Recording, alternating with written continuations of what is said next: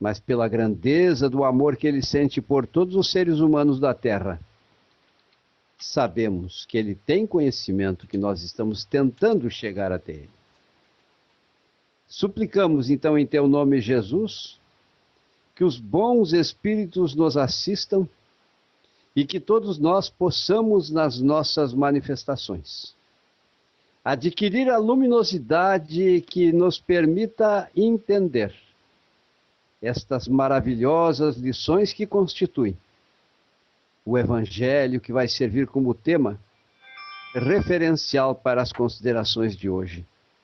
E assim, com a permissão dos espíritos que estão nos orientando e de um espírito guia destes trabalhos, em nome de Jesus, começamos as atividades da noite de hoje. Que assim seja. Que assim seja. Vamos ver se o Donizete conseguiu entrar, que seria ele que faria a nossa mensagem. Donizete, você entrou? Sim, estou aqui, Cris. Então, por favor. Ok.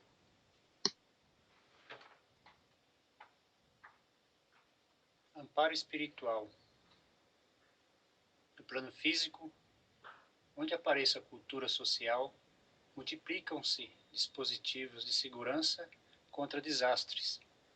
Isso, porém, deve igualmente ocorrer no reino da alma. Se já acordaste para o conhecimento superior, caminhas à frente com a função de guiar convincente. Convence-te de que quanto mais se te amplia o aperfeiçoamento íntimo, mais dilatado o número dos olhos e dos ouvidos que te procuram ver e escutar, de vez que todos aqueles que se afinam contigo em subalternidade espiritual passam mecanicamente à condição de aprendizes que te observam. Não te descuide, pois, do amparo aos que te acompanham no educandário da vida, entendendo-se que existem quedas de pensamento determinado, lamentável acidente de espírito. Em toda situação, seleciona palavras e atitudes que possam efetivamente ajudar. Ante as falhas alheias, não procedas irrefletidamente censurando ou aprovando isso ou aquilo, sem análise justa, a pretexto de assegurar a harmonia, mas define-te com bondade, providenciando corretivos aconselháveis, sem alarde e sem aspareza. Se aparece a necessidade de advertência ou repreensão, já que toda a escola respeitável reclama disciplina, oferece o próprio exemplo no dever ser retamente cumprido antes de falar, e falando, escolhe tanto quanto seja possível lugar, tempo e maneira, segundo os comprometimentos havido na causa do bem comum. Lendo noticiários calamitosos ou os livros indesejáveis, destaca os assuntos que te pareçam dignos de apreço e examina-os com os irmãos do teu nível de experiência, evitando comentários inconvenientes com os amigos de entendimento imaturo. Espalhando publicações ou divulgando-as, consagra atenção apenas àquelas suscetíveis de beneficiar os leitores, diante de todas as divergências, conflitos, desespero e inquietações. Articula ideias de paz e pronuncia frases de paz, sem desconhecer, embora que todos nos achamos em luta incessante contra o mal, que nenhuma pessoa realmente esclarecida pode acreditar-se em ilusórias neutralidade. Pacifica os outros através de tua cooperação despretensiosa e espontânea na formação de tranquilidade alheia, sem enganar ninguém com expectativa de um sossego que só existe naqueles que fogem das próprias obrigações e que nunca se previnem contra a desordem. Administra onde estiveres o auxílio espiritual com a alavanca do próprio equilíbrio, vigilância sem violência, calma sem preguiça, consolo sem mentira, verdade sem drama. Se já sabes o que deves fazer no plano da alma, trazes ao coração chamados a instruir e um professor verdadeiro, enxergando mais longe, não apenas informa e ensina, mas também socorre e vela. Do livro Estudo e Viva, psicografado por Chico Xavier, Espírito de Emmanuel. Bem, vamos dar prosseguimento então com a leitura do item pela Cláudia, do nosso item agora 18, e depois vamos passar para os questionamentos. Boa noite. O item 18. A reencarnação fortalece os laços de família, ao passo que a unicidade da existência os rompe. Os laços de família não sofrem destruição alguma com a reencarnação, como o que pensam certas pessoas. Ao contrário, tornam-se mais fortalecidos e apertados. O princípio oposto, sim, os destrói. No espaço, os espíritos formam grupos ou famílias entrelaçados pela afeição, pela simpatia e pela semelhança das inclinações. Felizes por se encontrarem juntos, esses espíritos se buscam uns aos outros. A encarnação apenas momentaneamente os separa, pois ao regressarem à erraticidade, novamente se reúnem como amigos que voltam de uma viagem. Muitas vezes, até uns seguem a outros na encarnação, vindo aqui reunir-se numa mesma família ou no mesmo círculo, a fim de trabalharem juntos pelo seu mútuo adiantamento. Se uns encarnam e outros não, nem por isso deixam de estar unidos pelo pensamento. Os que os conservam livres velam pelos que se acham em cativeiro. Os mais adiantados se esforçam por fazer que os atrasados progridam. Após essa existência, todos têm avançado um passo na senda do aperfeiçoamento. Estando cada vez menos presos à matéria, a afeição recíproca se torna mais viva, pela razão mesma que mais depurada, não tem a perturbá-la, o egoísmo nem as sombras das paixões. Portanto, assim, podem percorrer ilimitado número de existências corpóreas sem que nenhum golpe receba a mútua estima que os liga. Está bem visto que aqui se trata da afeição real, de alma a alma, única que sobrevive à destruição do corpo, pois os seres neste mundo se unem apenas pelos sentidos, nenhum motivo têm para se procurarem ao mundo dos espíritos. Duráveis somente são as afeições espirituais, as de natureza carnal, que acabam com a causa que lhes deu origem. Ora, semelhante causa não sobrevive no mundo dos espíritos, enquanto a alma existe sempre, no que se refere às pessoas que se unem exclusivamente por motivo de interesse. Esses nada realmente são umas para as outras. A morte as separa na terra e no céu. Agora a gente vai dar início aos nossos questionamentos. Bem, antes de a gente começar, né, a relação dos laços de família, seria interessante a gente estar questionando, né, e revendo qual a diferença entre a afeição espiritual e a afeição carnal.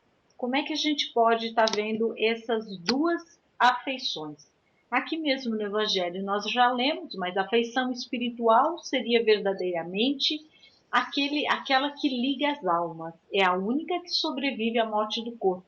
A afeição carnal une os seres através dos sentidos, desaparecendo, logicamente, com a morte. Então vamos ver o Donizete o que tem para acrescentar, depois a Cláudia e depois o Dr. Joel. Bom, a meu ver, né, a afeição carnal muitas das vezes não é duradoura, né? Pois tem na maioria das vezes interesses. E esse interesse geralmente é para si próprio. A afeição espiritual, que é a verdadeira afeição, como já foi dita, né, não tem interesse, né, não tem cor, não tem raça. É amar o próximo, ajudar a ser humilde com aqueles ao nosso redor. Diz o livro dos Espíritos que a verdadeira afeição nada tem de carnal, sendo ela amor puro que vibra na pureza do coração, para atingir essa perfeição de sentimentos. Porém, devemos passar antes por caminhos inúmeros que não há necessidade de enumerar.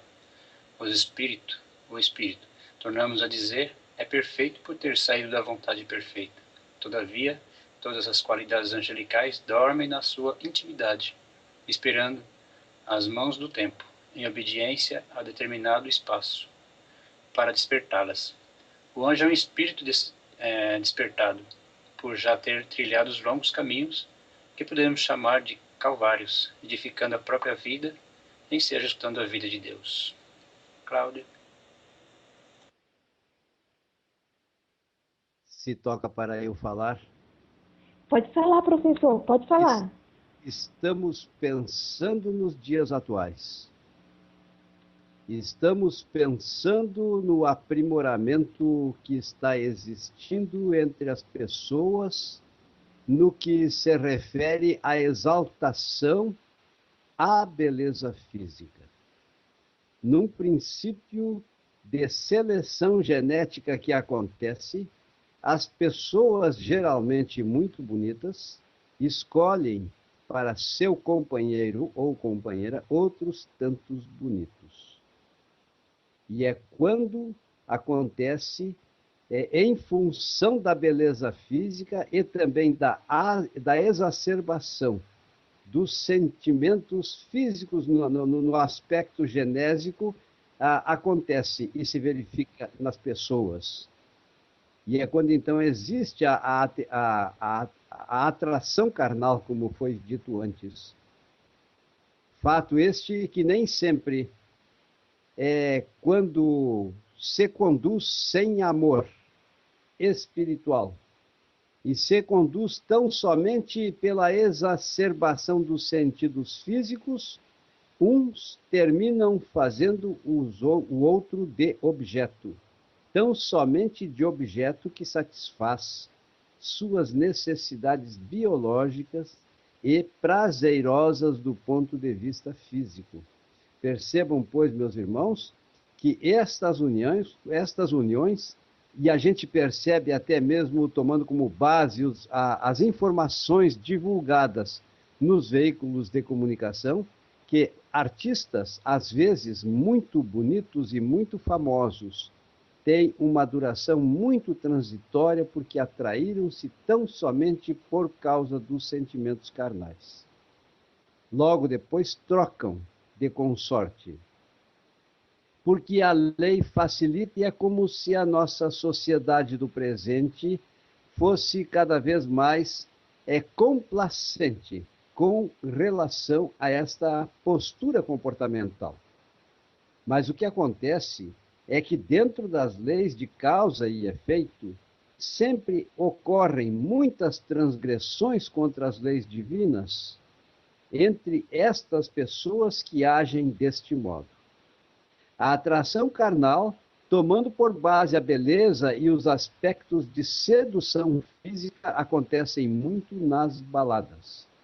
Acontece muito nos encontros sociais, onde a bebida é usada, às vezes, exageradamente, o que nem sempre é recomendável. Por sinal, nunca é recomendável a bebida alcoólica, mas também outros vícios nos quais a nossa sociedade está mergulhada. E é quando então surgem as situações que começam com uma atração carnal e terminam com comportamentos espirituais, porque um amor não assumido, tão somente baseado nos sentidos físicos, terminam gerando consequências porque as leis biológicas são perfeitas e sempre em decorrência da relação sexual entre a juventude ou pessoas de qualquer idade, tão facilitada pela sociedade do presente, sempre enseja uma oportunidade de vinda de uma entidade espiritual que reencarna.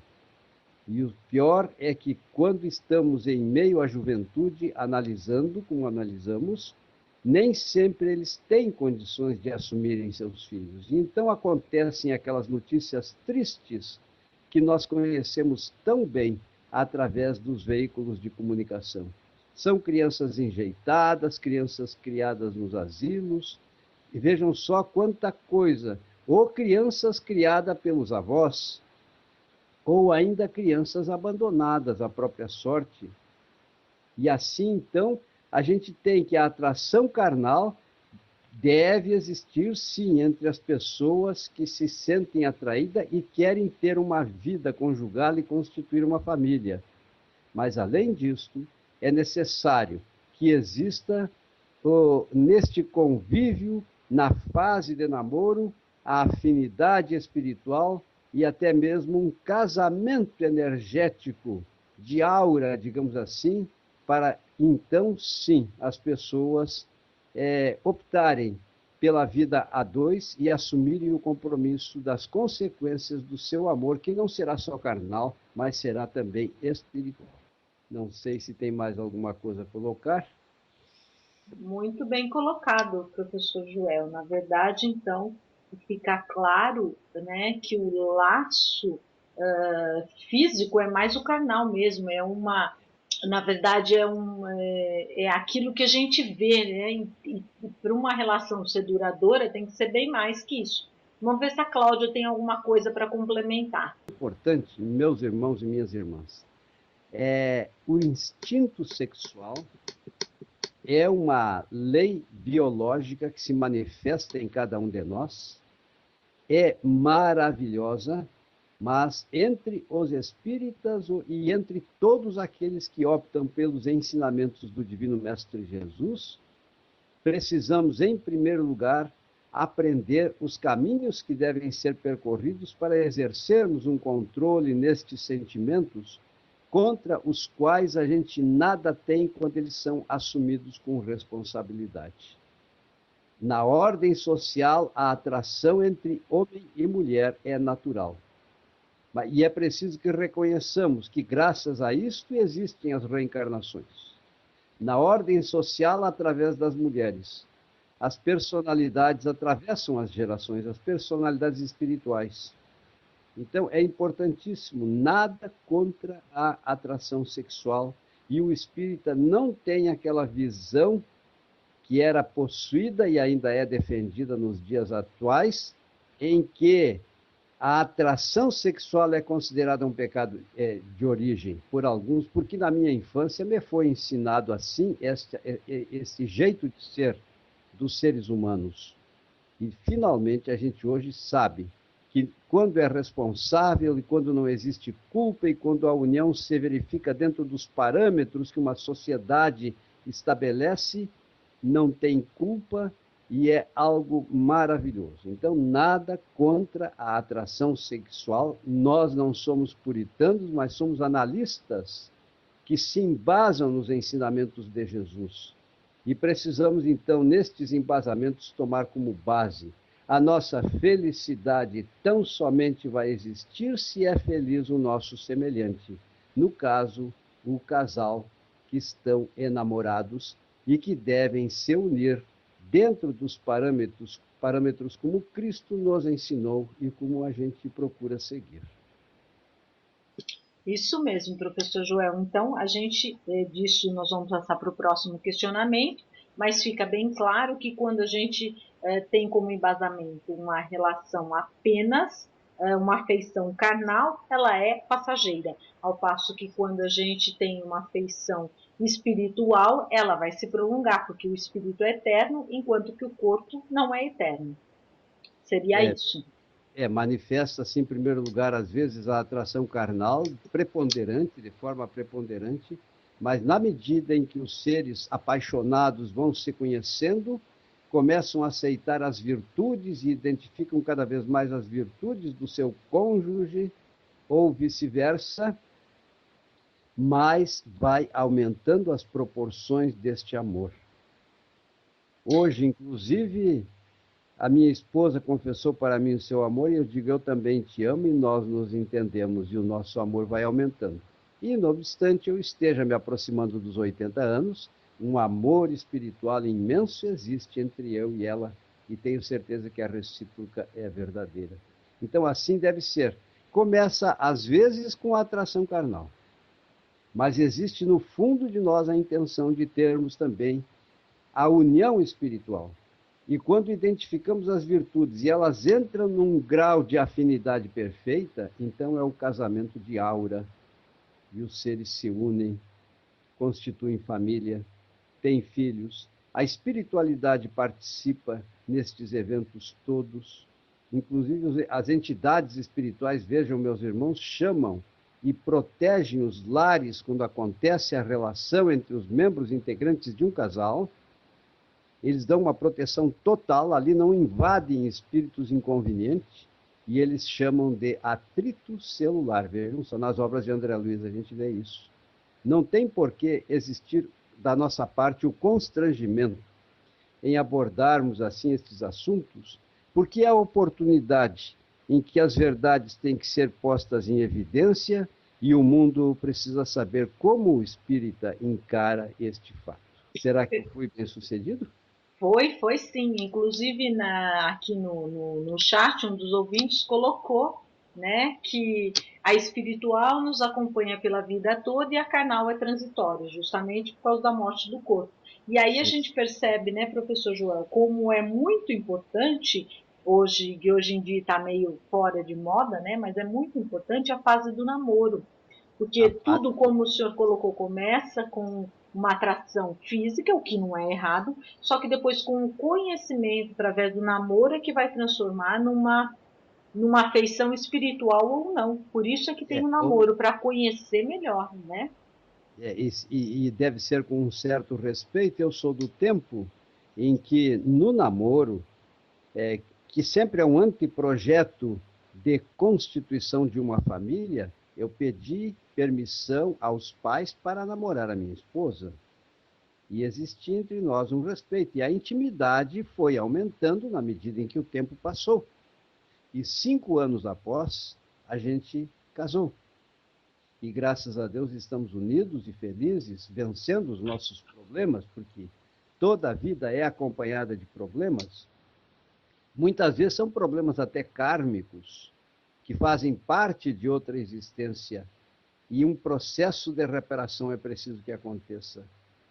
Agora, existem os outros aspectos negativos relacionados na constituição de uma família, onde os laços consanguíneos existem, mas a afinidade espiritual é necessário que venha a surgir pelo processo, muitas vezes, de reparações que acontecem entre os seres que são membros de uma família agora, mas que outrora não tinham esta afinidade e nem eram componentes daquela família. Se a gente toma por base o livro Nosso Lar, existe uma fase na leitura, eu só não lembro das palavras, mas sei do fato que aconteceu, em que as pessoas protagonistas do nascimento, de uma reencarnação, eles eram membros que traziam no seu inconsciente arcaico a lembrança, o registro de uma grande rivalidade que havia acontecido entre pai e filho, no tempo em que as pessoas, a pretexto de salvar e defender os interesses da sua honra, tinham o direito de duelar com os seus contraventores. E a sociedade aprovava esta postura comportamental lastimável que acontecia outrora. E ali então se formou um ódio muito grande, onde às vezes passam até muito mais de 1000 anos para que essa aversão de umas almas com relação a outras, depois do perdão, possa acontecer. Mas então, o Sigismundo era a entidade espiritual que havia matado em outra existência o seu próprio pai. O seu pai, né? Quer dizer, não na outra existência, mas aquele que iria ser o seu pai havia sido morto por ele. Então, houveram tratativas, as entidades espirituais falaram com o futuro pai do Segismundo, falaram com a esposa, e eles terminaram aceitando a ideia de que viesse esta entidade espiritual. Mas o futuro pai, no começo estava um pouco preocupado, renitente, sentindo-se mal, e foi necessário então que acontecesse um processo de afinização entre a entidade culpada e reencarnante, que era muito hábil no manejo de armas no passado e por esse motivo venceu o duelo, tivesse um convívio com o pai, o futuro pai. Mas sempre que esta entidade espiritual se aproximava daquele que iria ser o seu futuro pai, este futuro pai sentia-se tremendamente mal, porque ele continuava tendo aversão àquele que deveria ser seu filho. E a esposa bondosamente aceitou o fato.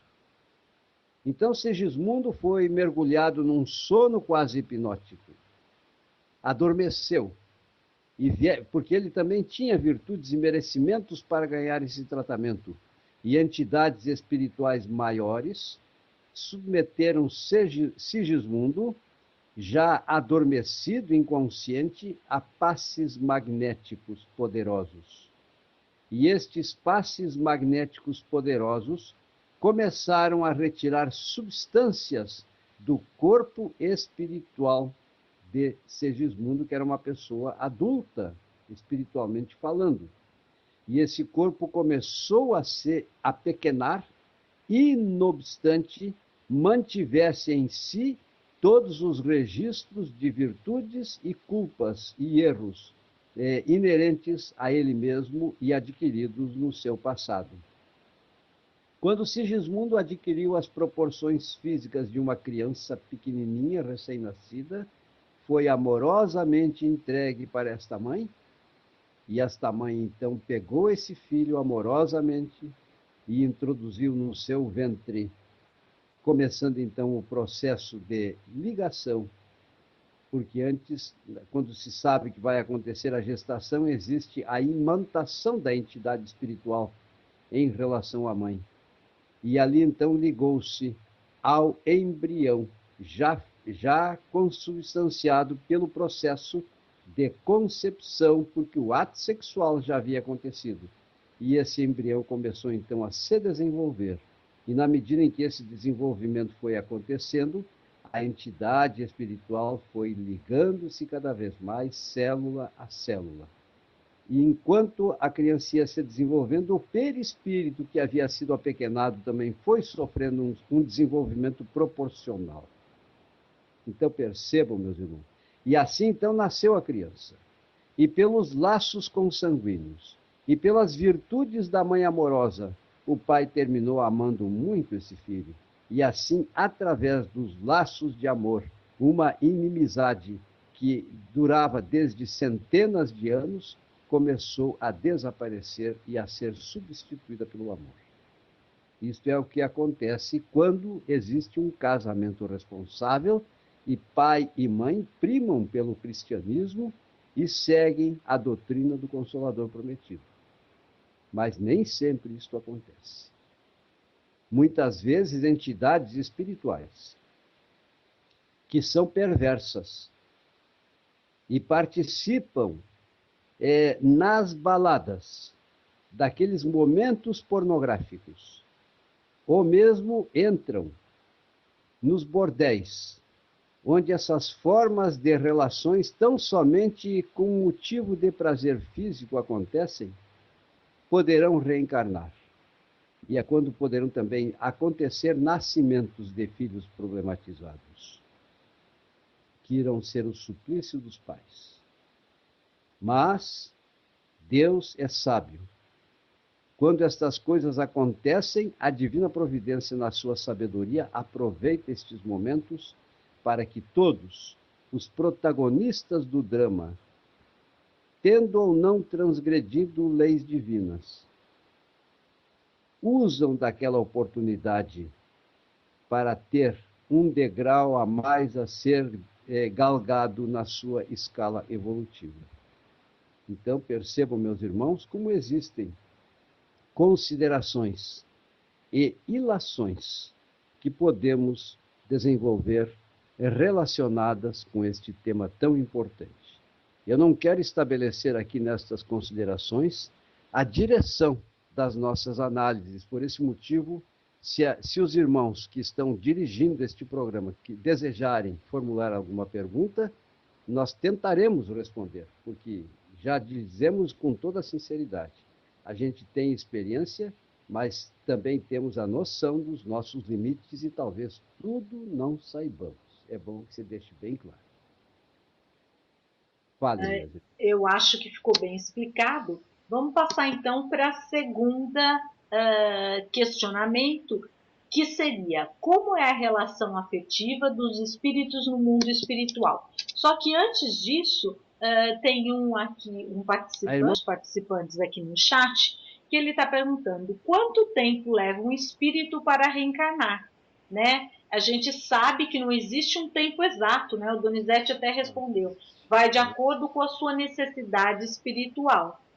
O senhor teria mais alguma coisa para acrescentar, doutor Joel? Mas eu acredito que seja isso mesmo. A gente não tem como estar determinando antes de quanto em quanto tempo. Não tem, mas nessas ponderações que vocês fizeram com muita procedência, existe, por parte das entidades espirituais, quando é possível, o respeito ao livre-arbítrio. E existem entidades espirituais que não querem reencarnar porque percebem a imensidão dos problemas que precisarão enfrentar na sua vida e às vezes fogem da reencarnação, até por centenas e centenas de anos. Nós temos o caso também de uma leitura feita, eu não sei, parece que é nos mecanismos da obsessão. Nos domínios da obsessão. Existia um personagem, se eu estiver errado na designação da obra, os irmãos tenham a bondade, por favor, me corrijam, né? Mas existia um personagem no mundo das sombras chamado Teofrastos, que era o chefe de uma organização de espíritos tremendamente malévolos e que dedicavam-se tão somente à prática do mal. Ele começou a trajetória neste caminho de perdição e de prática de maldades a partir de um acontecimento que se verificou numa época muito distante, onde, na sua vida terrena, antes de ter desencarnado, ele teve uma querida mãe que nunca se esqueceu do seu filho amado. Ela prosseguiu evoluindo no plano espiritual. Mas esse Teofrastos ficou no mundo das sombras e se comprazia na prática do mal e aprimorou-se para, inclusive, orientar aos demais como serem mais eficientes nas suas práticas obsessivas em relação às suas vítimas. E foi quando, então, entidades espirituais, valendo-se dos préstimos mediúnicos de espíritos encarnados, eles precisaram descer à região umbralina mais escura. E lá não tinham possibilidade os espíritos de luz de se comunicar com Teofrastos. Porque a natureza, a frequência vibratória nas faixas do bem das entidades espirituais muito evoluídas, tornavam ele inacessível a qualquer tentativa de comunicação desses irmãos de luz.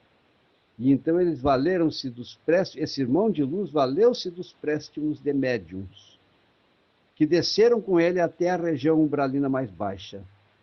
E esse médium, que era dedicado ao bem, tinha uma frequência na sua alma vibratória num patamar mais baixo. E as entidades espirituais, então, por meio deste médium, conseguiram, via mediúnica, vejam só, se comunicar com Teofrastos. E ele conseguiu ver a sua mãe, e foi quando, então, o seu coração foi tocado. E ele aceitou o reinício da sua trajetória reencarnatória. Não se sabe quanto tempo transcorreu, meus irmãos, mas foram centenas e centenas de anos. Agora imagine, meus irmãos, aqueles que cometeram os grandes crimes onde milhares ou milhões de pessoas morreram devido ao mau uso do livre-arbítrio desses grandes líderes da humanidade e que conduziram a humanidade ao caos, como, por exemplo, um Adolfo Hitler, responsável pela morte de tantos milhares de pessoas. Mas não sejamos ingênuos e nem tenhamos a pretensão de puritanismo. Entre nós, brasileiros, também existiram imensos criminosos no passado e que trazem registrados na sua consciência terríveis responsabilidades carentes de reparação. Quando esse espírito uma vez arrependido da prática dos seus males, porque sabe-se lá quando vai acontecer esse arrependimento, quando ele vai querer reencarnar. Possivelmente já perdeu até seu corpo espiritual e foi transformado num ovoide, porém tem neste ovoide a presença e os registros de todas as potencialidades negativas oriundas das práticas que ele fez nas suas trajetórias terrenas. Então perceba, não existe tempo para a gente dizer quando o espírito vai reencarnar. Em todo caso, tem muitas entidades espirituais, porque os próprios espíritos de luz dizem que não sabem tudo. Eles também confessam a limitação dos seus conhecimentos, mas existe um certo princípio vital nessas entidades espirituais que limita o tempo deles no plano espiritual. E eles precisam, então, retornar para dar continuidade à sua trajetória evolutiva. Estamos falando não hipoteticamente, mas estamos falando como quase pessoas leigas, embasando-nos tão só nas referências bibliográficas maravilhosas que esta doutrina nos propicia. Percebam bem, meus irmãos, os próprios espíritos dizem que não conhecem tudo a respeito da reencarnação. Então, é preciso que tenhamos essa noção e essa percepção. Mas muitas coisas nós aprendemos, sim. É só lermos as obras de André Luiz, de Emmanuel e de outros autores tão importantes que são os contribuintes da formação deste edifício monumental e grandioso que cresce a partir das bases que foram feitas e alicerçadas por Allan Kardec através da orientação das entidades espirituais.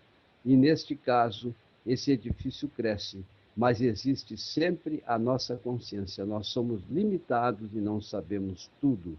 Só Deus, no seu infinito amor, na sua infinita sabedoria, com seus infinitos poderes, é que é o detentor de todos os conhecimentos. Perfeito, professor Joel. Então, agora vamos passar para a segunda questionamento, que tem tudo a ver com os questionamentos que o pessoal está colocando aqui no chat. O segundo questionamento é: como é a relação afetiva dos espíritos no mundo espiritual? Então, a gente sabe que a relação afetiva se dá através da formação de grupos ou famílias entrelaçadas pela afeição, pela simpatia, pela semelhança das inclinações, e não simplesmente pelos laços consanguíneos. E vão desfrutar, né, de uma sublime alegria de estarem juntos, compartilhando as novas experiências. Então, não é porque tem o mesmo sangue, o mesmo gene, é que faz parte da família no mundo espiritual. E sim, a semelhança de pensamentos, a afeição que se tem. Vamos ver se o Donizete tem alguma coisa para acrescentar, enquanto eu vou estar colocando daqui a pouquinho os questionamentos do chat aqui. E essa relação movida pelo amor, né, os espíritos constituem também agrupamentos separados, famílias que se foram pouco a pouco, né, formando através dos séculos pela comunidade das alegrias e das dores, né? Só entre os espíritos impuros que há ódio, né? Aquele que partem e deixam na terra pessoas que fizeram mal. E os bons, né, perdoam-lhes segundo o arrependimento deles. Se mal, é possível que os persigam, até não raro, né, em outra existência, em doloroso processo obsessivo. Nós temos uma família espiritual. Muitas vezes nós não conhecemos, mas somos visitados por esses entes espirituais mais evoluídos do que nós. E muitas vezes nós estamos passando vicissitudes e enfrentando provas na vida terrena, porque nós somos os retardatários membros desta família. As entidades espirituais luminosas muito trabalham para que nós possamos percorrer os degraus evolutivos da nossa trajetória em direção a Deus. Então, dá para dizermos que nós não conhecemos, às vezes, a nossa verdadeira família espiritual. Às vezes não tem nada a ver com a nossa existência terrena, com a nossa família terrena. É por isso que numa família terrena, às vezes, nasce uma pessoa maravilhosa, porque o espírito é cheio de atributos e externou estas virtudes através do seu corpo físico, enquanto que outros membros da mesma família são propensos ao vício, são propensos à prostituição, são propensos ao uso de drogas, são propensos ao mal. Mostram, então, que são possuidores de uma trajetória evolutiva muito mais atrasada. E as entidades espirituais benevolentes, às vezes, atendendo às rogativas feitas pelos próprios genitores desta família, e fazem a inserção desta entidade espiritual atrasada para que ela tenha a oportunidade de, pelos laços do amor paterno e materno, começar a sua marcha em direção a Deus. E nem sempre isso é conseguido. Mas o importante é que as famílias espirituais existem, formam grupos muito felizes no plano espiritual, quando a divina providência assim permite, e eles trabalham, estão juntos, mas às vezes precisam sair, se afastar dessa sua família espiritual para se desempenhar em funções, em missões que servem para aumentar o próprio processo evolutivo deles, que vão reencarnar. E é quando então os familiares de lá às vezes ficam entristecidos e saudosos. Mas é como então se eles houvessem morrido no plano espiritual para nascer no plano material.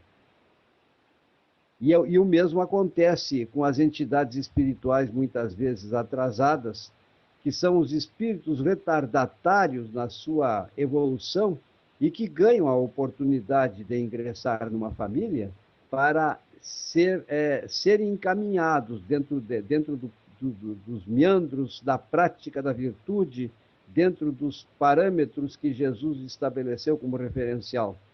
Então, não dá para dizermos que os laços consanguíneos retratam a união no outro lado da vida. Muitas vezes, pela desencarnação, nós retornamos ao nosso lar, para a nossa família, com a qual temos afinidade espiritual.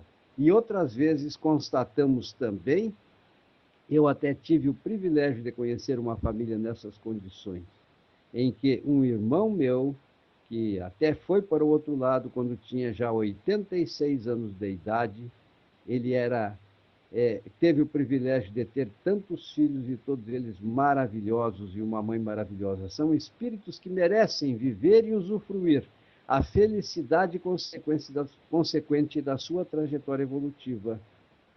Então, às vezes, no plano material também, a mesma família espiritual começa a retornar à Terra, porque a reencarnação é imprescindível para nós, não somente como processo de reparação. A reencarnação é necessária para que possamos desenvolver todas as nossas potencialidades, que, quando desenvolvida, se extravasam na forma de virtudes.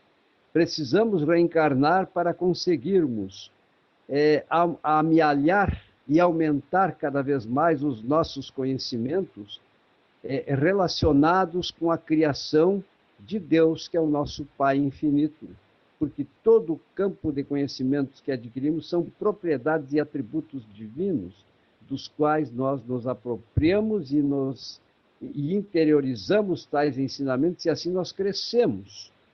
E a reencarnação é uma necessidade.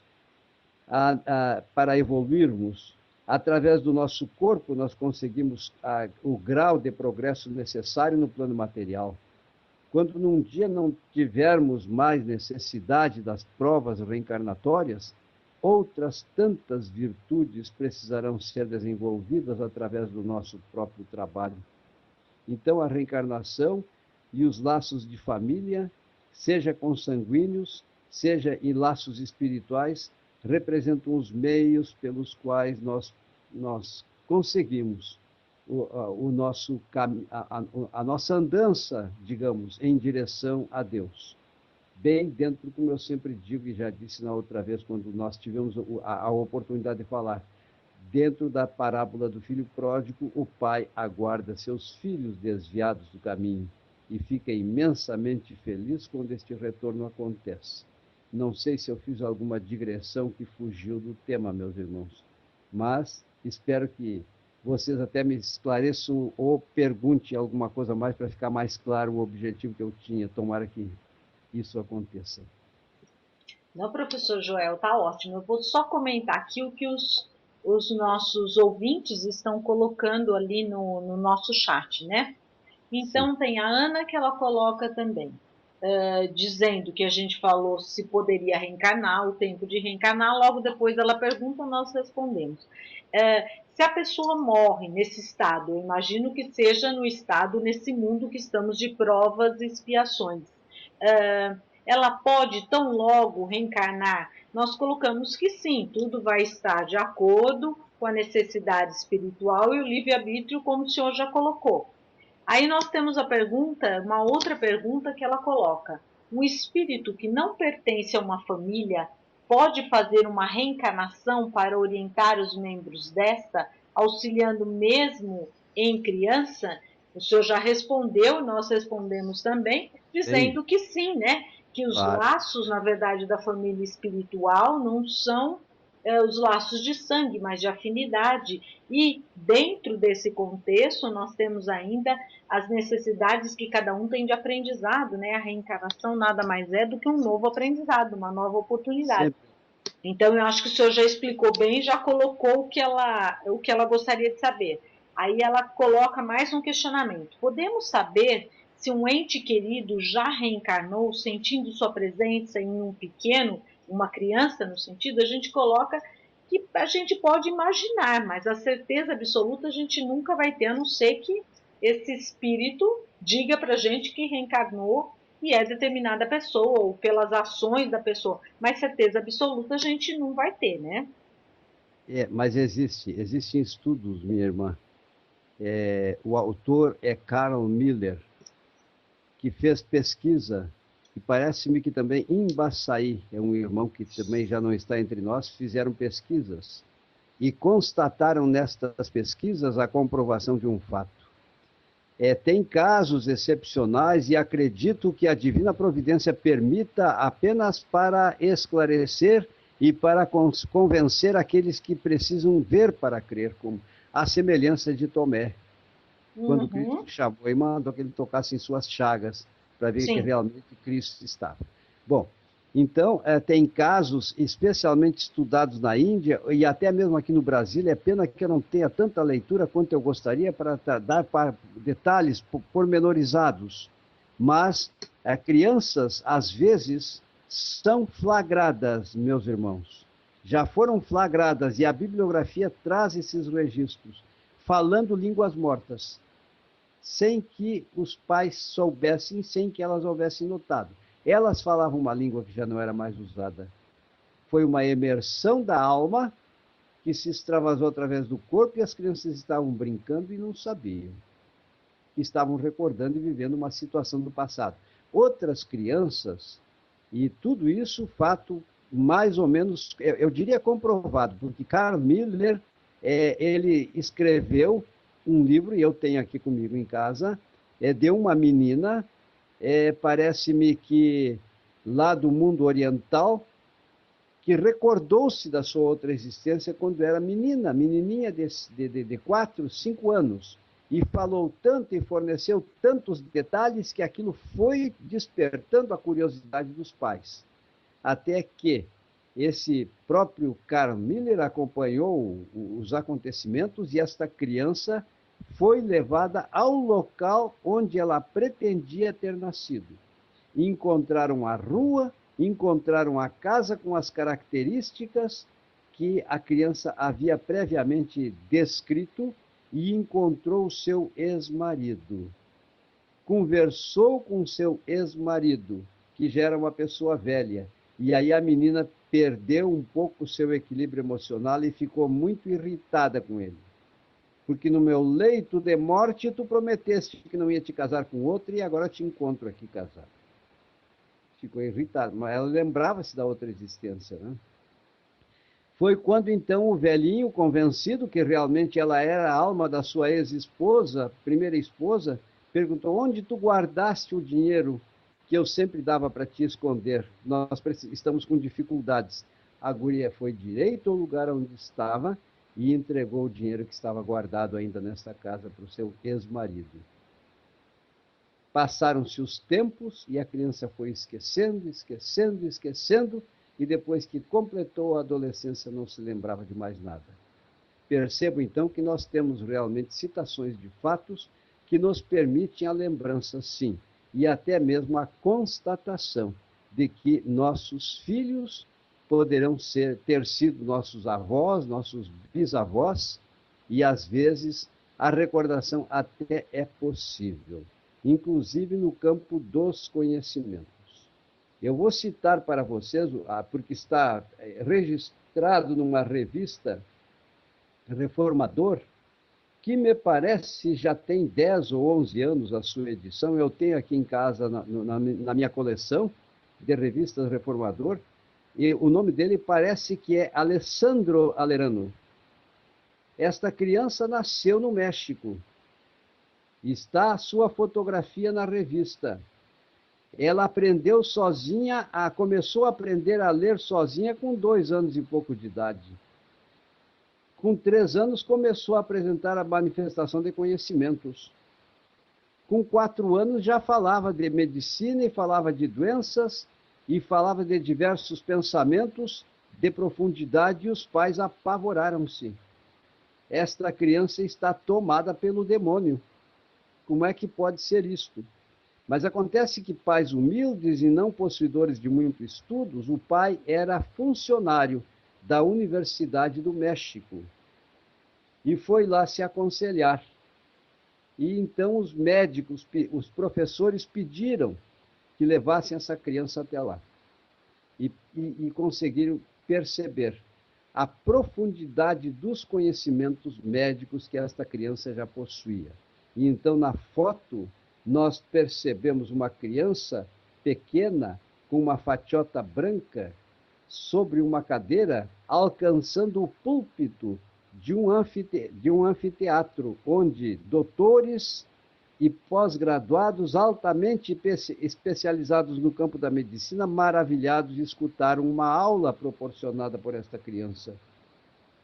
E essa criança revelou profundos conhecimentos no campo da reumatologia, das afecções cardíacas e a respeito do organismo humano. Esta fotografia existe, esta revista existe, isso é um fato. Não sei agora em que estado se acha esta criança, mas ela conseguiu recordar-se do passado, na vida que teve, porque possivelmente não só aprendeu no plano espiritual a continuidade de seus conhecimentos, mas quando na sua última existência carnal, possivelmente foi um médico sábio e estudioso. Então é possível sim a gente recordar-se nesta vida de eventos acontecidos na outra existência, mas não é uma regra, é uma exceção. A divina providência não nos fornece profusamente esses acontecimentos, mas eles existem como exemplo para que nós possamos sair daquela postura materialista, bem como o mundo está tendo hoje, pela fragilidade das organizações religiosas, onde pensam que a vida termina com a morte e que o propósito da existência humana é o aproveitamento ao máximo, bem como os saduceus faziam no Velho Testamento, no tempo dos hebreus. Eles eram adoradores tão somente dos prazeres físicos. Então percebam, meus irmãos, que existe uma utilidade providencial por parte da divina providência. E é claro que nós temos que usufruir esses benefícios, e para tanto existem as obras, e para tanto nos está sendo ensejada agora. Eu posso até procurar a revista e fornecer na próxima semana dados mais detalhados, que nos fornece essas informações para termos a certeza de que a vida continua. A morte não existe. Todas as aquisições que façamos na vida presente, levá-las-emo para a outra existência. E a partir do grau de progresso que nós conquistamos, nós iremos ter a continuidade do nosso trajeto evolutivo. Mas se levarmos as culpas, e são muitas as culpas do ser humano no seu trajeto existencial, porque somos muito imperfeitos, teremos sempre a oportunidade de sermos submetidos pelas reencarnações ao processo de reparação e de cura das nossas almas, porque as imperfeições registradas apenas atestam que nós somos almas doentes. Sim, professor Joel, ficou perfeito. Dando continuidade aos questionamentos, vamos passar. Uma pessoa ficar chamando um ente querido, isso eu sei que prejudica a sua passagem. Até que ponto? E ela continua ainda com outro questionamento. A pessoa pode entrar em contato com outro membro da família e dizer que vai levar aquela pessoa em sonho? Olha, meus irmãos, na verdade, o espírita orienta as pessoas que vão em busca de orientações de socorro no momento da transição pela morte do corpo físico, que nós pensemos nos nossos entes queridos, mas pensemos com conformidade. Tenhamos até mesmo uma certa satisfação e alegria por sabermos que esta entidade espiritual está viva. Ela apenas deixou na Terra sua bagagem material, os seus bens, mas levou seus atributos e as suas aquisições espirituais para o outro lado. Agora, se nós começarmos a nos lastimar, começarmos a protestar contra a justiça divina devido ao tamanho imenso da nossa ignorância e começarmos a solicitar a presença do ente querido, realmente nós vamos causar para essa entidade espiritual já desencarnada um imenso mal. Porque nós estaremos, então, numa recíproca, ao contrário daquilo que se estuda na doutrina, obsidiando esta entidade espiritual. Ela não tem paz, ela não tem descanso, porque pensamento é energia, e essas pessoas estão ligadas pelos laços da afetividade, e muitas vezes, então, nós perturbamos os nossos entes queridos do outro lado, com as nossas lamentações, com as nossas lamúrias, com os nossos protestos e com as nossas evocações até inoportunas. Porque a gente sabe que quando uma entidade espiritual é liberta do corpo pelo processo da morte, ela é levada para o plano espiritual, para uma colônia espiritual. Aqui entre nós vamos citar como exemplificação o Recanto de Irmãos, vamos citar como exemplificação o Burgo dos Lírios, mas não deixemos de lado também o nosso lar, tão bem descrito e caracterizado por Francisco Cândido Xavier. E lá existem entidades espirituais luminares, sábias, benfazejas, e que programam, primeiro tratam a alma doente ou alma desencarnada, e depois que ela recuperou a sua capacidade perceptiva, se dentro das leis divinas ela tem o merecimento de voltar, ela será programada e trará para si uma agenda na sua trajetória evolutiva. E então vai reencarnar. Percebam bem, então, que não convém nós ficarmos fixados, como fazem... Eu conheço um caso aqui em Santa Cruz do Sul. Não vamos dizer nomes porque não convém. Mas a mãe é inconformada até hoje. É uma adepta inconteste do catolicismo. Ela ergueu um altar na sua casa e o retrato da sua filha é adorado todos os dias, mas ela adora com choro, com mágoa, com uma tristeza e uma depressão já constituída. O quarto da filha ficou arrumadinho, bem como ela deixou antes da morte. Isso é uma forma de obsessão. Nessa postura obsessiva, nós não estamos dando a tranquilidade que merece ter os nossos entes queridos. Eu sei de vários casos. Eu mesmo tive a minha mãe, que não se conformou com a partida prematura do meu irmão e que não cessava nunca de chorar todas as noites. E ele se manifestou numa sociedade espírita e para eu tomar conhecimento. Que ela parasse de chorar a partida dele. Então percebam realmente como nós conseguimos interferir na felicidade ou na infelicidade dos entes queridos que, sendo libertos do corpo, precisam entrar nas realidades de novo do plano espiritual, para terem a continuidade do seu progresso e para serem, digamos assim, agregados à sua verdadeira família espiritual. Então não vamos obsidiar os mortos, assim como os mortos muitas vezes, entre aspas, quando são procedentes do umbral, criam problemas de obsessão em relação a nós. Perfeito, professor Joel. Eu acho que já ficou respondido. Se alguém tiver mais alguma dúvida, volta a colocar. Então, vamos passar para um novo questionamento. Na vida espiritual, então, pelo que a gente entendeu, a gente pode dizer que nós temos vários pais e diferentes mães. Como entender, então, essa relação de parentesco que acontece com isso? Vamos ver se o Donizete tem alguma coisa para falar e depois o senhor acrescenta, finalizando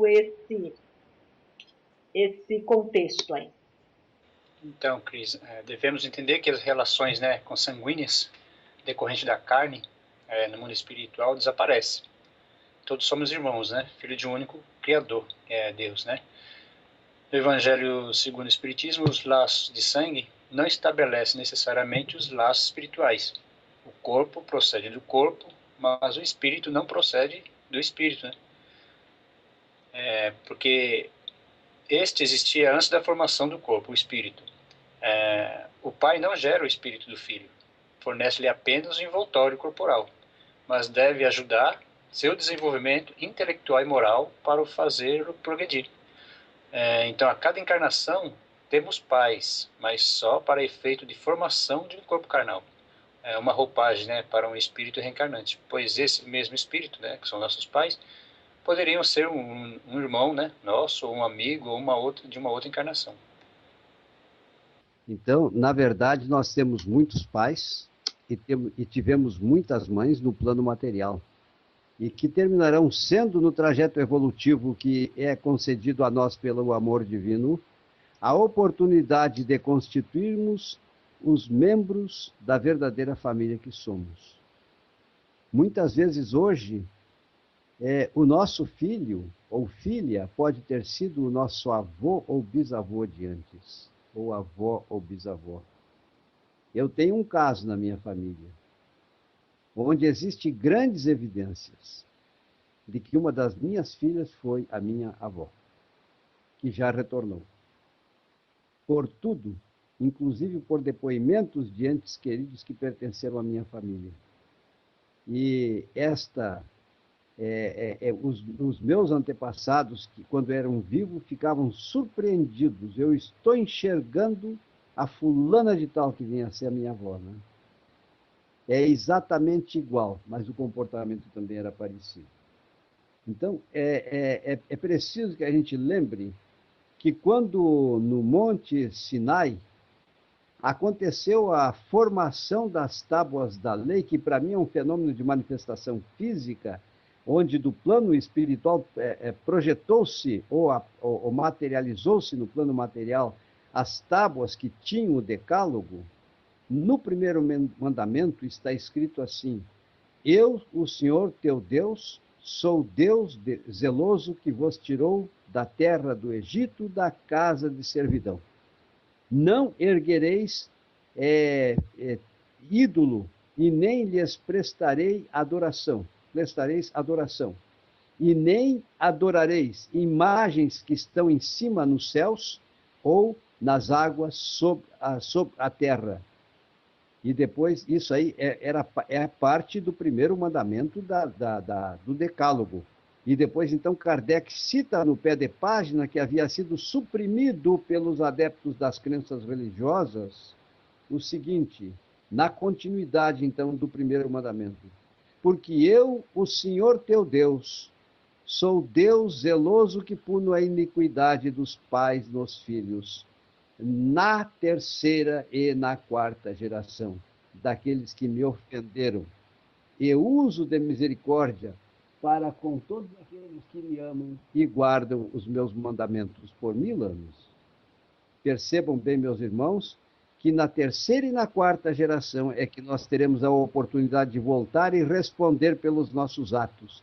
E ainda consta na bibliografia, não sei citar o livro, me perdoem essa falha da minha pessoa, que Cristo estava por trás dos acontecimentos, inclusive quando as tábuas da lei foram redigidas, e aí já deixou as primeiras sugestões para que a humanidade pensasse no processo reencarnatório. Porque somente na segunda e na terceira geração é que esses filhos estariam de volta. Percebam bem, meus irmãos, que houve uma troca, e já estou fugindo da pergunta, houve uma troca interpretativa quando o cristianismo passou a ser a propriedade dos poderes romanos. Porque eles não aceitavam a ideia de que um escravo pudesse ser seu filho, ou que uma pessoa de cor pudesse ser membro da sua família na próxima existência, e outros motivos mais. E então eles puseram: porque eu, o Senhor teu Deus, sou Deus zeloso, que puna a iniquidade do pai nos filhos até a terceira ou quarta geração. E daí então vieram os grandes equívocos das religiões do passado, que amaldiçoavam não só aquele que transgredia os interesses da sua religião, mas também puniam até a terceira e quarta geração, porque na Bíblia, afinal de contas, assim estava escrito. Então, meus irmãos, o que acontece é que pelo processo reencarnatório, passo a passo, o amor divino nos enseja a oportunidade para que possamos constituir as famílias espirituais. E hoje, pode-se dizer, meus irmãos, que procedente de todos os pontos do planeta, existem pessoas como, por exemplo, no caso de vocês e da nossa pessoa, e do Bel, e de outras pessoas que fazem parte do Luz Espírita, e que fazem parte do Maria de Nazaré, e que fazem parte, enfim, do Recanto de Irmãos, do Burgo dos Lírios, e inclusive de todas as outras organizações espirituais. Existem espíritos luminares que estão exercendo sua influência na Terra, para que nós tenhamos Deus como ponto, como objetivo até o qual teremos que chegar, e Cristo como meio para que possamos atingir tais objetivos, a fim de que sejamos os membros integrantes da família regenerada, que terá que curar suas chagas, mas já não irá mais cometer quase transgressões. E na grande seleção, nesta transição planetária, as almas inconvenientes irão ser deslocadas para outros orbes. E, não obstante, prossigam sendo, ainda quando nesses orbes, membros da nossa família espiritual, embora ovelhas desgarradas, bem como aconteceu com os exilados de Capela, que tão logo cumpriram suas reparações aqui no planeta Terra, retornaram à sua pátria de origem, mas deixaram a sua influência evolutiva muito grande, como aconteceu nos povos do passado, entre incas, maias, astecas, egípcios, na Índia, na China e assim por diante. As religiões do passado tinham grande sabedoria. De repente, a humanidade mergulhou na obscuridão. Então, percebam, meus irmãos, como este processo é maravilhoso e como nós precisamos fazer tudo o que estiver ao nosso alcance para nos tornarmos membros desta grande família universal, onde estaremos completamente cristianizados e só o amor vai prevalecer. E nós teremos todas as condições para termos a continuidade do nosso progresso, para nos tornarmos, num dia, co-criadores do Pai. Não, muito bom, professor Joel. A gente tem aprendido muito. Tem mais um questionamento ainda. Uma das nossas ouvintes aqui que está participando do chat, ela pergunta: desde menina, a minha intenção sempre foi ter uma família unida. Hoje, mãe de filhos adultos, também não consegui. Por quê? A gente colocou que, na verdade, né, pode ser que as pessoas envolvidas nessa família tiveram dívidas em outras encarnações e nessa estão juntas novamente para sanar essas dívidas. A gente tem que lembrar que cada um está num grau de desenvolvimento e, às vezes, por conta disso, nem todos estão preparados para ter essa união. O senhor concorda? Teria mais alguma coisa para estar acrescentando? Nós concordamos e dizemos que o caso do Sigismundo e seu pai foi a resposta para esta pergunta, porque o pai odiava a entidade espiritual que reencarnou como seu filho, porque ele foi prejudicado e foi morto por este agressor. E, no entanto, os laços de amor consanguíneo e a evolução que ele já tinha no campo espiritual e o amor da sua mãe desmanchou o ódio que existia entre pai e filhos. E assim, então, não só ocorreu a reparação, como também aconteceu o estreitamento desses laços afetivos em termos espirituais. O que se diz é que pais estão enfrentando esta situação, mas muitas vezes o sofrimento em meio a uma família agora é consequência, às vezes, da própria vida ou de erros acontecidos em existências pregressas, quando, transgredindo leis, nós quebramos o amor e, muitas vezes, ficamos endividados com estas entidades espirituais e a forma de repararmos é elas nascerem como nossos filhos. E só para finalizar agora, então, o último questionamento, que nós já vamos daqui a pouco passar para nossa prece de encerramento. Então, veja bem, se a gente tem a oportunidade, né, de ter, entre aspas, várias pessoas, né, a gente pode ir criando esses laços de parentesco espiritual, a gente pode acreditar que o número de um membro de uma família espiritual aumenta indefinidamente, né? Que a gente tem que lembrar que o grau de parentesco da vida espiritual é diferente da vida material. Que na vida espiritual não tem essas posições, pai, mãe, filho. Na verdade, é um amor fraterno que une a todos que compartilham do mesmo objetivo, têm os mesmos pensamentos. Então, assim, a gente pode acreditar, eu imagino, né? Vamos ver se o senhor concorda, que essa família vá se aumentando indefinidamente, porque quanto mais pessoas estiverem comungando dos mesmos princípios, dos mesmos objetivos, realmente vai se formar uma grande família. Seria isso? Este é o propósito da Divina Providência, quando usou inclusive o Divino Mestre Jesus, que nos deixou seus ensinamentos para que possamos atingir esta finalidade. É nos tornarmos membros de uma grande família universal no planeta Terra, onde a infelicidade não vai existir. E a nossa felicidade vai consistir só na felicidade do nosso semelhante. Mas, professor, tem um questionamento, se o senhor me permite. A gente, que nem a Cris estava falando, nós temos vários graus de evolução. A luz é a mesma, o ensinamento é o mesmo, mas cada um tem um passo diferente, correto? Correto. Então, assim, vamos supor, cada vez, teoricamente, vai aumentando, sim. Mas, se cada um tem um grau de evolução, não propriamente estarão juntos no mesmo plano espiritual, porque cada um tem a sua morada, não é isso? Logo, essa grande família não será tão grande assim até que todos alcancem o mesmo grau de evolução. Não é isso? Exatamente, minha irmãzinha. Meus parabéns. Tu assimilaste bem a ideia. Pelo menos essa foi a ideia que eu procurei extravasar aqui, né?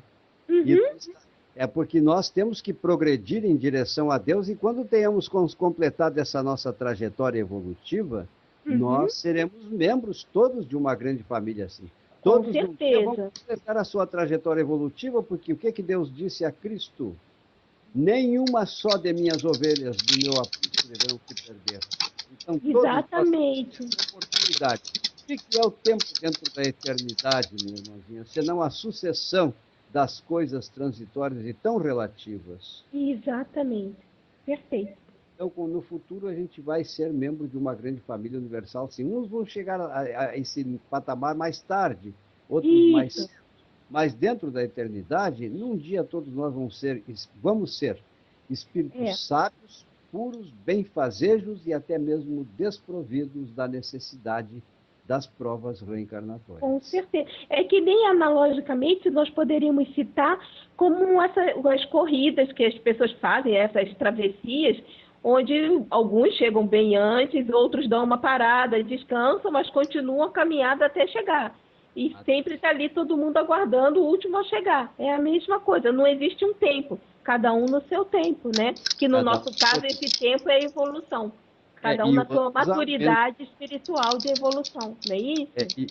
E outros aumentam o seu tempo sendo recalcitrantes na prática do mal, não é? Com certeza, exatamente. Das sombras a gente sabe que isso acontece, mas de lá eles também num dia irão ser felizes, quer queiram. Com certeza, como diz, a luz é para todos, né? É verdade, todos somos filhos de Deus, temos que amar a todos e não ter medo dos sofredores. Eles são nossos irmãos e oremos por eles sempre. Com certeza, que nem diz, por a sombra mais negra que seja, a luz sempre passa. Então, quer dizer, mesmo que pouquinho, a luz passa. Isso quer dizer que todos têm luz, todos estão bem. E, não obstante, minha irmã, sejam recambiados para outros planetas, né? Sim, com certeza. Mas no dia que repararam lá nesses orbes, se quiserem, vão voltar e vão ingressar, ou serem reintegrados à sua verdadeira família. Exatamente. E a família universal constituída, né? A gente sabe, o planeta, inclusive, as sondas espaciais estão descobrindo uma enormidade de planetas que preenchem os requisitos da vida. Verdade. Já estão enxergando a possibilidade de fazerem organizações do planeta Marte, onde achavam que não ia apresentar-se candidato algum para fazer essa viagem de ida, só uma viagem, porque lá encontraram nas rochas e na terra água, oxigênio e até micro-organismos já estão descobertos no planeta Marte. Então não é... A ciência vai evoluindo, né? No passado se garantia que no planeta Marte não tinha vida. E essas pessoas vão preparar para que outros possam posteriormente já lá encontrar condições e lutarem, criando os meios para a sua própria vida. Então tem muitas moradas na casa do Pai. Verdade.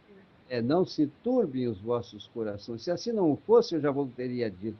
Assim se expressa o mestre, né? Então a gente vai para uma dessas moradas, um orbe inferior, outras vezes um orbe mais evoluído, né? O nosso saudoso e querido irmão Dr. Bezerra de Menezes, que é conhecido pelo apelido de Max, ele recusou-se, não propriamente, ele suplicou ao amor divino que ensejasse a ele os meios para que ele pudesse ainda permanecer na Terra, para auxiliar um pouco mais desta humanidade.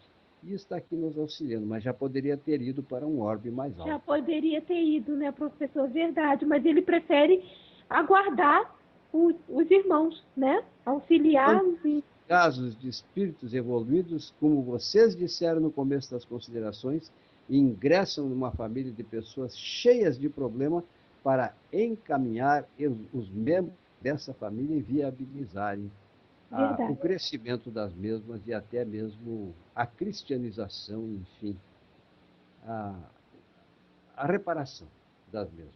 É verdade. Verdade. Isso aí. Vou só finalizar com algumas palavras que eu acho que resume bem tudo que nós falamos, o professor Joel colocou muito bem, é que a reencarnação, então, nos proporciona a convivência constante com aqueles que amamos, né? E que nada, nem mesmo a morte, consegue separar os que se unem por sincera afeição. Então, acho que isso é o que fica para a gente do que o Dr. Joel trouxe para nós, do que a Donizete falou, a Cláudia comentou, os nossos amigos que participaram do chat colocaram. Eu acho que deu para entender direitinho o que seria esses laços de família, que não são apenas genéticos, mas muito mais por afinidades, por amor, amor como o próprio Jesus colocou, né, como o professor Joel bem colocou, no estágio de que quando Jesus fala amar a todos, né, todos somos irmãos, porque na verdade somos filhos de um único Pai. Então é nesse sentido que se cria o parentesco espiritual. Como já estamos faltando 4 minutos só para encerrar, vamos pedir, então, acredito que, não sei se mais alguém tem alguma coisa para colocar, senão nós vamos pedir para o Donizete que o professor Dr. Joel fez a nossa oração de abertura, vamos pedir para o Donizete agora fazer nossa oração de encerramento. se você me permite, vamos deixar bem claro antes de concluirmos que Deus não castiga, que Deus não tem necessidade de nos cobrar nada, que De ninguém forma vai alguma, né? Se ele é e que não pai, se ele temos é culpa, amor, que não existe propriamente a culpa, existem os registros das desarmonias e Deus, no seu infinito amor, sempre nos ensina, nos enseja a oportunidade de restaurarmos a nossa saúde. Nenhuma das ovelhas do aprisco do Pai vai se perder nesse universo infinito. E agora, então, eu agradeço pela gentileza de vocês me permitirem ter feito mais essa pequena consideração final, porque é muito importante. Acabemos com a expressão castigo, embora até mesmo ela conste no Evangelho. É verdade. Mas era fruto da herança arcaica do passado, né? Inclusive as entidades espirituais às vezes usam a expressão castigo, mas Deus não nos castiga. Se Ele é amor, Ele não precisa nos castigar. E nem nos cobra nada. Nós não ofendemos a Deus. Nós precisamos de Deus. Ele é nosso Pai amoroso. Tá, meus irmãos? Então, nosso irmão Donizete pode fazer a prece e quero ter o privilégio de compartilhar destes momentos de oração com ele e com todos. que assim seja, professor Joel. Eu acredito que, na verdade, o castigo seja mais o efeito da ação e reação, né? Não é Deus, somos nós Causa e mesmos os efeito. A semeadura responsáveis. livre, colheita obrigatória. É É isso aí. verdade. E a nossa consciência, né? Que ela que é o maior, que põe a gente sabendo que tem a consciência que está errando, que é o maior castigo, né? É. Numa outra oportunidade, vamos falar do Jorge Andréas e da emersão das energias deletérias através do corpo somático e das doenças como processo de reparação. E totalmente em harmonia com os conhecimentos da genética. É o que eu proporia para vocês, viu? Mas é claro que isso pode ser não só conversando do Evangelho, poderá ser até numa outra oportunidade. É que me cai na lembrança agora esse fato importante. Sim, nós vamos anotar para uma próxima, pode deixar. Vamos agora então pedir para o Donizete fazer a nossa prece, por favor. Ok, professor, Cris, Cláudia. Então vamos serenando nossos pensamentos. Agradecemos a Jesus, aos bons espíritos, e pedimos que nos ajudem a pôr em prática as instruções que nos deram e façam que cada um de nós, ao sair daqui, esteja fortificado na prática do bem e do amor ao próximo. Desejamos igualmente que essas lições sejam proveitosas para os espíritos sofredores, ignorantes ou viciosos que puderam assistir a essa reunião e para os quais suplicamos a misericórdia de Deus. Pela paz e felicidade. Senhor nosso Pai, agradecemos por esse momento fecundo que desfrutamos ao vosso lado e ao lado da espiritualidade. Agradecemos, ó Pai, a todos os mentores espirituais que estiveram conosco, pois Cristo que se faz presente em nossos corações. Agradecemos a colônia Recanto de Irmãos, a fraternidade dos humildes Dr. Bezerra de Menezes, as fraternidades Dr. Lourenço de Meimei, de Maria de Nazaré e de Maria Madalena. Agradecemos aos espíritos de outras esferas também. Que esta paz e felicidade, que agora se encerre em nossos corações, perdure em nossos lares para todos sempre. Que assim seja, graças a Deus e graças a Jesus. Que assim Que seja. assim seja, graças Assim a seja, Deus. graças Uma a Deus. boa noite a todos, muita paz, muita luz e até a próxima semana.